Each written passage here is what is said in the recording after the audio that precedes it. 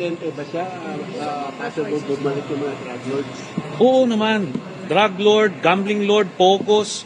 Nakita nyo yung mga ahente ng Chinese. Papasok lahat yun dito.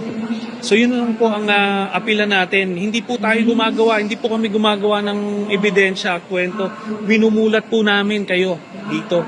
Hindi, si Duterte, partner siya nila Michael Yang Sami Uy simula pa noong 2001. Sila ang nagpalaganap ng kartel sa Davao. Yung binabanata nila, pinapatay nila yung mga kompetensya nila. Kaya na-control nila yung droga sa Davao. Tapos, doon nagkaroon pagkakataon sa national na yung na-centralize nila yung na-monopolize nila yung illegal drug trade. Sila na, kaya tunay-tunelada na yung pumapasok sa customs na. Yung mga sabu laboratory na mga maliliit na hindi kanila, binasag nila kasi kompetensya yon. Yung supply kanila na, diretso na sa customs.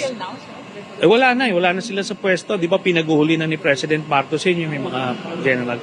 Kaya nga nahinto yan. Makita nyo, nung panahon lang ni Duterte, nagkaroon ng tunay-tuneladang importation ng shabu sa Pilipinas. Ngayon wala na. Kasi nga, kasabot nila, customs, lahat. Ganun.